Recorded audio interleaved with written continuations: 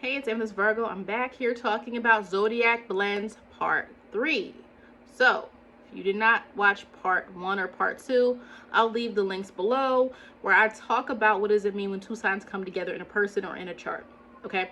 Now, I also want to share, I am over on TikTok now, Amethyst Virgo Astrology. I do post some content on there that I do not post on here. And so, over here is going to be more of the deeper dive into astrological insights over on TikTok. It's just more micro moments where I give astrological advice, insights, and different things that I've seen. So check it out. Check me out. Follow me if you are on TikTok and you like my content. So I'm going to dive into this looking at it from the perspective of, yes, in a chart, there's multiple things interacting at once, okay? However, there are ways we can get some information about what does it mean when two signs come together, because it is significant. It is significant when you meet a Virgo with Leo energy versus a Virgo with Cancer energy, right? Like, there is going to be a difference. So this is a starting point. Of course, I can't go into, hey, a person has Gemini energy, Virgo energy, Taurus energy, Aries energy, Scorpio energy. What kind of person is that? That is a birth chart reading, okay? But, we can have a little fun with this. So, Libra, I got a request for Libra with Pisces, especially a Libra rising person. Off the bat, these signs together can typically blend a person who is visually appealing in some way, shape, or form. Especially if you think of a Libra rising person. It does not mean all signs of the zodiac have attractive people, but there are some people where it's just a theme, right? And some people, they're known or noticed for that attractiveness. Okay, it's not just one-off situations. They're just have this really nice look to them. Libra risings tend to have a similar to the Libra sun has a look, but Libra risings tend to have an appearance that draws people in. And it doesn't always have to mean that they're all, super attractive or whatever, but it does mean there's something about them that even if it's the way in which they present themselves, male or female, there does tend to be this kind of attention to the appearance. There's this kind of it's not just about being fashionable. There is something about their appearance that is alluring or draws people in, or that is pleasant, or that is clean, or that is, in some way very artistic looking. If you think of a sculpture, you would be thinking of Venus energy. You would be thinking of, Libra. Okay.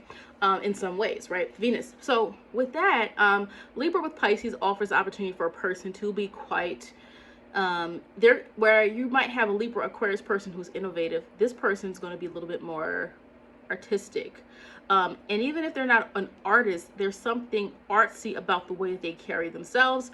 This could also be a person who's very idealistic about relationships, about people coming together. Even if it's about social topics, there's this kind of want to see things come together, wanting to see unity, wanting to see peace, right? This could be this peace type of energy. Now, if, again, it's not a birth chart reading, so if you have this placement, or somebody with this placement, you're like, well, wait, they're not a peacemaker. It could be someone who's just overly passive. They don't want to break peace. They don't want to break what they feel is their kind of illusion, right? Pisces can be associated with illusion. Libra can be great at delegation and even about deliberation, but that would be more of a Libra Capricorn energy. Libra with Earth, or Libra with some other air, is going to be really good at decision making. Libra with Pisces is not going to always their decision making can weigh more into what is beneficial, what keeps things kind of where it is, or what is either over idealistic or status quo, because they're afraid to rock the boat. They're afraid to shake things up, right? Development of self sometimes can be compromised through that. If a person is too whimsical, too wanting to be liked, there's a sensitivity there. Now, Pisces sun is the traits, right, that you're conscious of. Libra rising is how you are in some way responsible for some type of relationship building in your life. Now, again, you have to look at relationships more as just romantic relationships. But because of that, you tend to want relationships that either are hard to attain. You can sometimes end up, finding people where there can be attraction, but you struggle to find someone who is definitely your fit, your type. If you're a Libra rising, but you are a Pisces sun. Let's say you're a Pisces sun or you're Pisces, and we use whole signs. Well, your Pisces energy would be in the 6th house.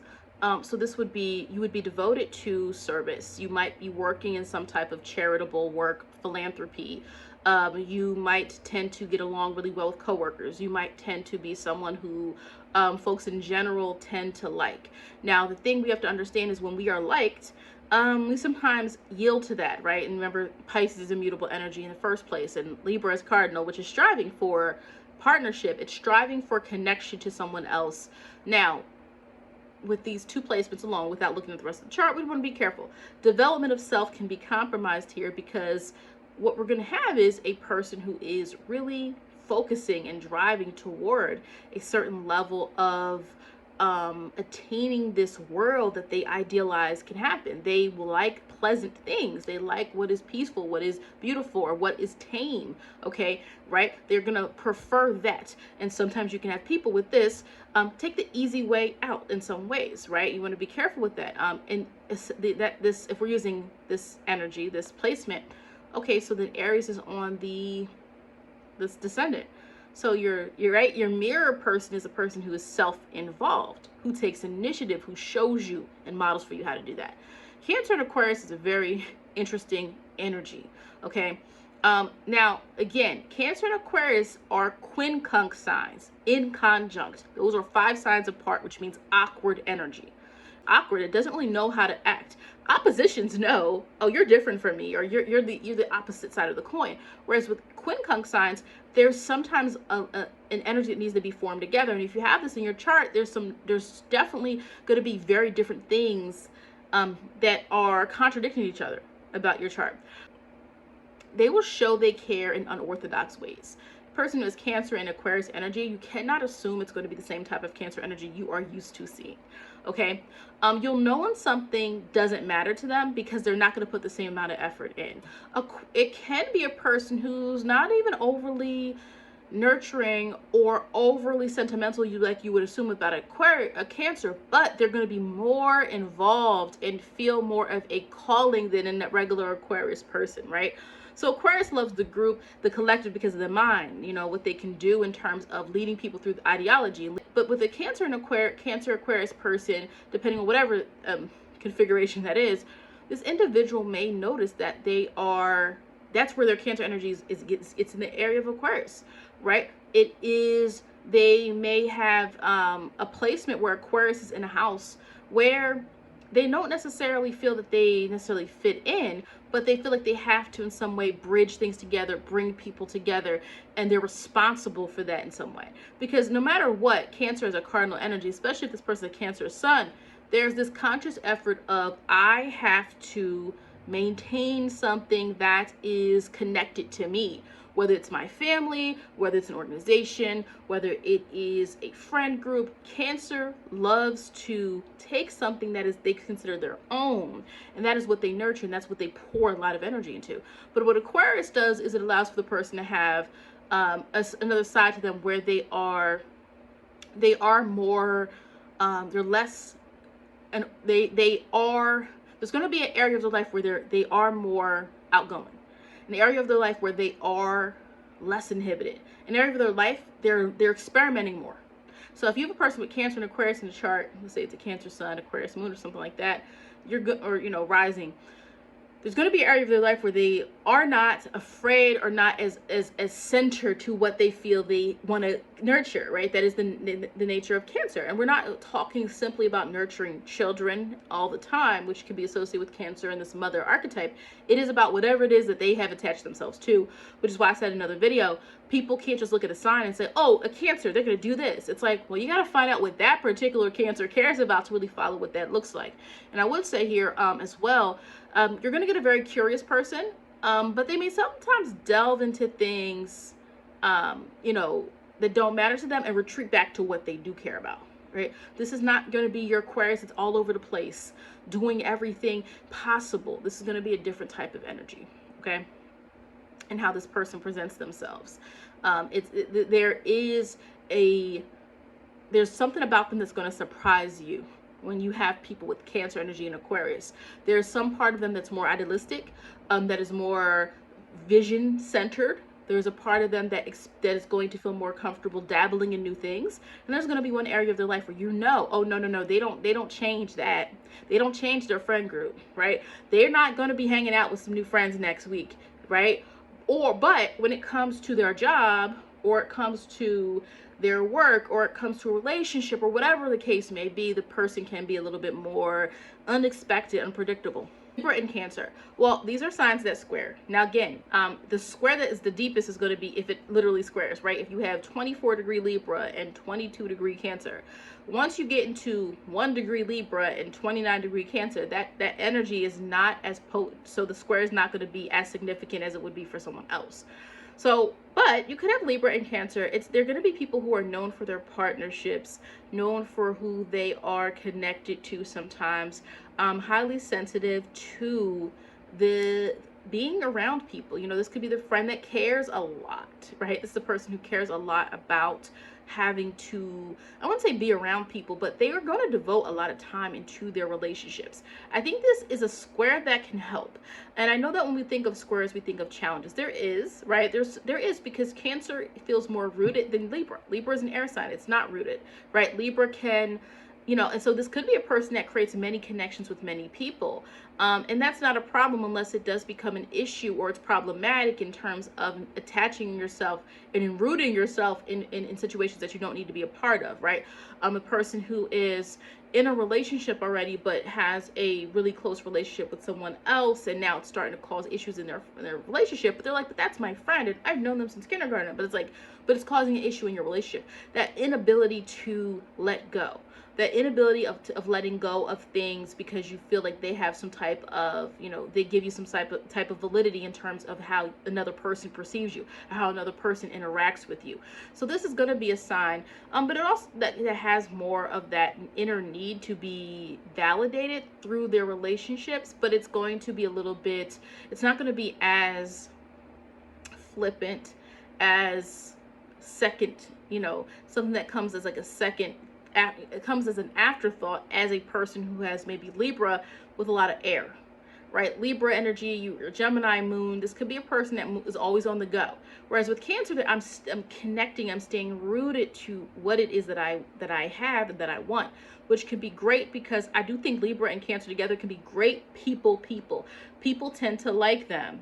Okay, and guess what? Sometimes it doesn't matter what they do; they're going to be liked, because of their ability to. And Cancer can be really good with capturing people's emotions. They can be really good with that, and Libra can be really good at making people think that they're listening to them, because Libra is able to see or talk and at least entertain different modes of thinking, different perspectives. But it's all going to depend on the person's chart. Because you have a person who has this that's evasive. Don't assume you're close to them. Yes, because if the general demeanor of the person is to be pleasant, it is to be welcoming, it is to connect to you, right? That could be a Libra sun, but the Cancer moon in them actually only really truly internally values relationships and connections that feel very safe to them. So if they don't feel safe, you can't assume they're your friend. You can't assume, right? There can be a person who's afraid to commit to a relationship, and they are like, no, I don't feel safe yet. But it's like, but wait, you pull out all the bells and whistles, because Libra's great at things on the surface. And it doesn't mean all Libras are surface level. It means Libra can be great aesthetically. And sometimes we need the aesthetics, whether it's the physical, the presentation. It is, Libra can be really great even with being creative, right? If they tap into that more Venus side and I think Virgo and Libra have a similarity in terms of things looking a certain way for different reasons, though. So Libra can be great at things on the outside, luring us in, because sometimes we need to see what's on the outside. That's the thing that attracts us. Let's be honest. We see things first, usually before we know about it. So Libra can be great with that, but it would depend on other placements and your relationship with that person if you actually hold a special place in their heart. But when it's a good person, it's a person who's really good at making great relationships with people. And by relationships, I don't just mean romantic. I mean, they're really great to have around, because they actually, you feel like they know you. You feel like they want to know you. They engage with what's going on in your life. They're not the people that are just talking about themselves all the time. That's a huge turnoff. So I think Cancer energy can be really good with that. And Libra as well together. Gemini and Aquarius together. So, Gemini and Aquarius. Okay, so master thinkers. Hello. So, when you think of Gemini and Aquarius together, though, what is different is they can combine ideas with actual ideology. So, it's not just floating ideas into the atmosphere, because Gemini is great. I watched a Gemini in action recently. It's actually funny. It's not a bad story. It's not a Gemini Aquarius person. Gemini floated an idea in the air to hear what everybody else was going to say. So this was a very curious Gemini. Not trickster energy, but kind of like, let me toss this comment out there. It's a fact, right? And see what the other people in the room have to say. It was very interesting to see that Gemini in action.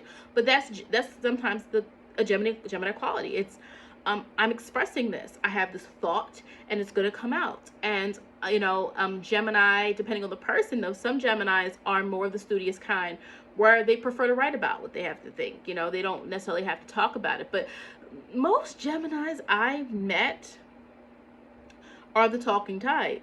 I don't know, maybe it's just me, but most Geminis I met are very Gemini in nature. So the thing here is with the Gemini Aquarius person, though, is they're combining what they think with their actual ideology. So they're not just saying something and you can't assume it's a part of who they are. Like a regular Gemini, when they say something, it's a part of their ideology. It's a part of their thought process. It's a part of what they have thought, what they're indoctrinated you to think, or they haven't been indoctrinated with, or whatever the case may be. Aquarius has theories. And so there rarely is a thing that Aquarius doesn't have already a theory or an opinion or a stance on. They can entertain different types of conversations. You can sometimes have the know-it-all types, where even if they haven't done the research, they haven't done the work. Now, 9 times out of 10, if you have a Gemini with Aquarius, they're going to have some facts in there. They are going to be able to state some things that's kind of relevant to, actually, no, I know what I'm talking about. So they can be really intelligent people. They're stimulated by exploiting each idea they have. They have to exploit, like that's exploiting other people's ideas. Like, let's get that out there. Sometimes saying something quite shocking, something that could be kind of, controversial, getting that out there, right? But they also have an understanding or an idea to understand people in groups.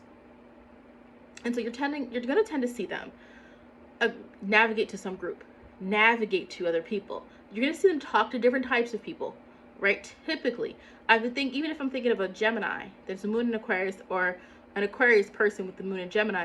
Either way, there's some theme there around who's going to entertain these ideas that I have. And sometimes the Aquarius person knows, wherever the Aquarius placement is in the individual, I got to talk to different people to get the different perspective, because sometimes they're not going to get the answer they want. So they don't get the answer they want. The Gemini Aquarius person is going to go find someone that agrees with them, or find someone who can validate those ideas that they have. But there's a need to belong in groups. Wherever the talking is happening, you're going to find them. Wherever there's a conversation, they'll be, even if it's online, social media, something like that. Like I said, throwing an idea out there to be controversial, to get other people thinking about something that maybe something, we shouldn't be talking about that at work, or we shouldn't be talking about that here, but they kind of throw those things out there, okay? Really don't have, I wouldn't say they don't have a filter, I would say they don't really have a boundary of what to talk about, when to talk about it. There's kind of like this instinctual need to just say it. Taurus and Aries, it can benefit the Aries when they have Taurus in the chart, because it means it's not going to be the very unhindered, wild or brash type of Aries person. They are less unpredictable. In Aries, Taurus energy tends to thrive in areas they can guarantee their importance or success. So where you can see some Aries who are like, I'll try anything types. Taurus, especially if the person has other placements that indicate like more subdued energy, this Aries individual is going to be kind of headstrong. They kind of believe they can do something. If they believe they can do something, they're going to try to do it. They tend to stay in their lane sometimes, unless there's other energy in the chart where they're trying to showcase. You can sometimes have fire energy, especially Aries. I can do anything. I can do that. I can get that done, right? Because of this desire needed the Mars, right? Whereas the Sun, Leo, is more so, oh, I think I'm good at this. I can do it. I'm going to show you I'm great. Mars is, I'm going to do this, right? It's a challenge for me, okay? But the Taurus energy, Aries tends to stick to certain things that they already know is going to work for them. That could be beneficial. Sometimes it cannot be. You know, sometimes there is being careful of not fully utilizing all of their potential. But you could have a more values-driven Aries person. Like, even if they are the type that's like, go get her, let's get this, let's do it. They're all, you know, there's going to be times where they draw back, especially if they have, you know, Venus in Aries. I mean, Venus in Taurus. Taurus moon, or even Mercury in Taurus. They're going to go back to what it is they really truly value. And so I think this can be a helpful Aries energy. I'm not saying Aries is not good if it's with other signs. It's not what I'm saying. But I think that when we tend to think of, you know, now what also happens is this can be an Aries who, on the contrary, spurts, I'm going to do this, and then stops. So it will depend on what placement is in Taurus, how frequent this is. But this could be a person that's not like really fast at doing things. Kind of slows the process down, takes a while to do things. But if they're doing it well, then it's fine, right? But that's sometimes you're going to see, especially if an Aries person has Taurus and some other earth energy in the chart, it's going to be a very different Aries individual. All Aries have some, that I've met, have some degree of not being as afraid of things as other people. So they're not going to be afraid when they don't, this type of Aries doesn't do something. It's not a fear. It's, I'm going to stick to what I know works. But it's not fear. Other signs overthink, Virgo. The signs could stay to what's close, you know, Cancer. Other signs could be like, no, this is the way that it works, how it's going to go. That's Capricorn, right? But with Aries, there's more of this trust in, like, let's just do it. Let's just try to get this done. But they're still going to default to what they know technically to do, or they're going to default to the way in which something has been done before for them. You still can sometimes have a very stubborn know-it-all type. You can, with Mercury and Taurus and in an Aries individual, you can sometimes see that there's a, you know, I know what I know, and I'm not really, you know, it's a fixed earth sign. I know what I've done, no, because I've done this. But it's like, but Aries this is a different type of pipe you have to fix. Or Aries, this is a different situation. But there's still that kind of bravado you can sometimes see within some Aries individuals. You know, and I think being stubborn sometimes works in some people's favor, because sometimes you do know what you're talking about, and you do have to showcase your, you know. Virgo and Scorpio. I really think Virgo and Scorpio are great placements to have in a chart, because you get the analysis of Virgo, you get the detail-oriented nature, and you get the Scorpio ability to you know, go in depth and go complex, but you're using the water, your attachment to something, right? Virgo's not attached. Virgo wants to get the things done. Virgo likes to see the evidence of the thing being improved, right? Virgo likes to see the evidence. And Scorpio is the process of everything that you are undertaking, the ability to transform it and change it to something else, but the ability to go complex and become dedicated to it. So Virgo is great at removing the emotional part of something, but sometimes you need both. Sometimes you do need to become emotionally attached to something to get it done. Otherwise, you don't care. If Virgo is attached to something really important, or they really want to go after something, which is Scorpio, that outcome can be beautiful, because you're using the detailed oriented nature. You're noticing the things that are off in order to create something that you know you really want and you have your heart set on.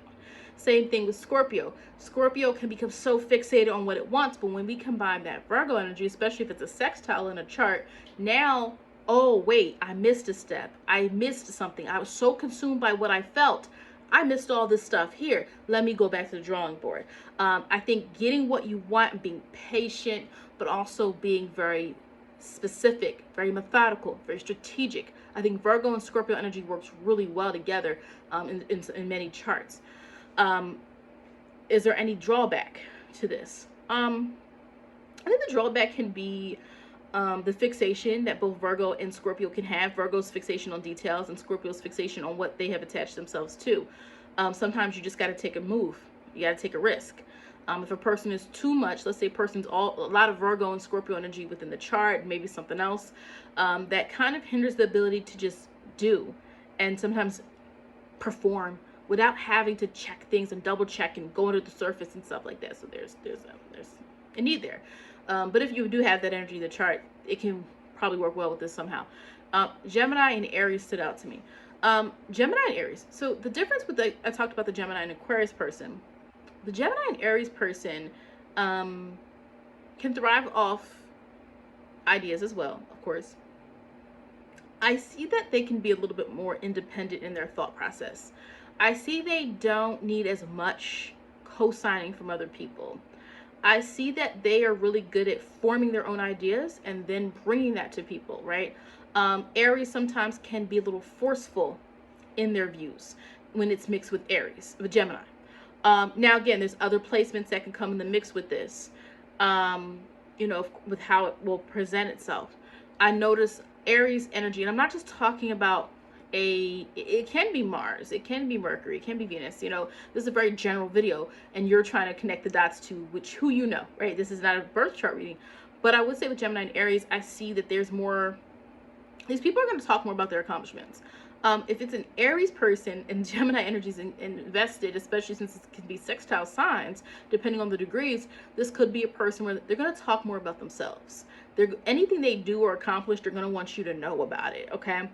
So sometimes there is this need for there's a little bit more of a need to be acknowledged and validation. They also need their ideas to be validated. They're going to notice when people don't find their opinions important. They're going to notice when people aren't necessarily giving them space to speak. They are very sensitive to feeling shut down. Okay, I know someone with Gemini Aries, and can be a very compassionate person, but does not like to be shut down. If they feel their ideas are shut down, or they feel like somebody's ignoring their ideas, you get that Mars and Aries energy from them a little bit more. They know how to stand up for themselves. And Gemini and Aries. Now, if they don't, if it's something you have to work on, maybe it's something that you've been working through. Maybe you have Chiron and Aries or something like that. But I think with Gemini and Aries, the benefit here is also it's a person who acts on what they know.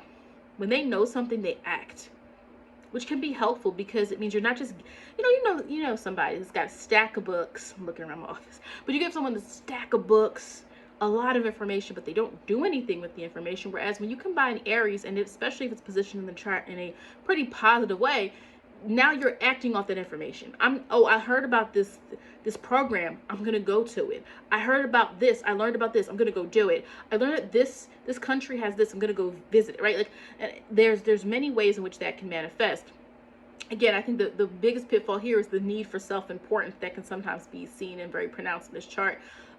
Person sometimes can interact a lot with themselves. They think a lot about their ideas. You can sometimes get some ego-driven energy here, especially when we look at what placements are in the chart, because Gemini has to express, it has to say, it has to talk. But Aries is about self, and so you can get a person who's very self-involved, very into what they're doing. They have to tell everybody what they're doing. They have to let everyone know how important they are. And that can come off different ways. There's nothing wrong with acknowledging your successes, your achievements, and there's nothing wrong with that, but it can sometimes become an issue if a person becomes addicted to that need for attention, and a person kind of blocks out the ability to really engage with other people in exchange for always uplifting themselves. And so that was it. All right, Libra and Capricorn. So I actually like this placement, like when a person has both energies, because you're dealing with the Capricorn nature of excellence and getting things done. And in my experience, working with a Libra Capricorn person, a person with both energies in in a personal planet, it means that Libra is able to gain your perspective and actually make you feel like they care about your perspective, which is something that I think is a benefit to Libra energy. It is when you're engaging in a conversation with the Libra, you tend to feel like you're actually in a conversation with someone, whereas you can have other placements where there's a lot of dominance in ideas. But with Libra, right, so you're getting that Libra desire to form relationships, to connect, right?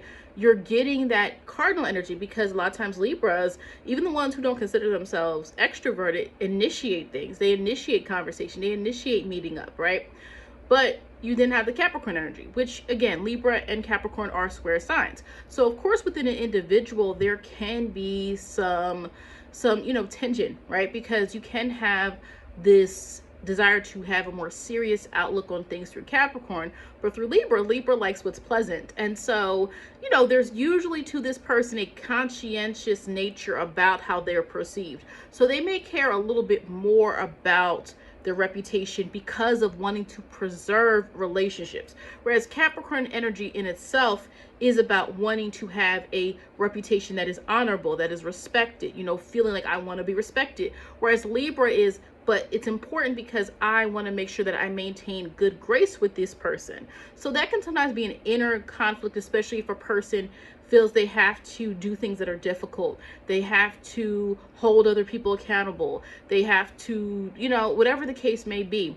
Even within a parent where it's like, oh, how do I appropriately give consequences to my kid, but still maintain the relationship. But in general, when a person has other balancing factors in the chart, I think Libra and Capricorn together can be great for a person who creates good connections through people through their ability to deliver. So typically, a Libra Capricorn combination, especially in personal planets, you're not going to get as much of a wishy-washy Libra. There is even some of them may be really good at deliberation, good at making decisions, good at even certain fields. When we think of Libra, we also remember the justice, right? The balance, right? The scales. So some Libra energy can also be good in terms of things like law, decision making. And when you add Capricorn, which is great for structure and great for following a certain methods, right? Capricorn energy is great for like knowing what works and being able to have the endurance and the ability to make sure something has an outcome that is desirable, getting what you want by knowing what your blueprint is and going forward with that without a lot of distractions. Capricorn energy can be great at not letting distractions get in the way of what it is they're trying to obtain or what they're trying to preserve, right? So because of that, Libra and Capricorn together in general in a person can really help facilitate certain types of decision making among other people. They know how to get an outcome, but they do it with a smile. They know how to get an outcome, but they do it in such a way where you don't feel like they're forcing you to do anything. But they have a very and they can be quite collaborative. Like when you have Capricorn, but then you have Libra and added in there, the person tends to be a little bit more collaborative than sometimes a Capricorn energy person. And not just saying all Capricorns like this, but sometimes Capricorn energy can be it's very delegate, they're very deliberate. We're doing this and we're doing this because this is going to get us the goal. Where Libra is more willing to hear additional ideas. Libra knows, and especially a skilled Libra, how to merge and blend different ideas to still meet this outcome. So again, Libra and Capricorn together, you're going to get a very different type of Libra than you will when I discuss Libra and Pisces together.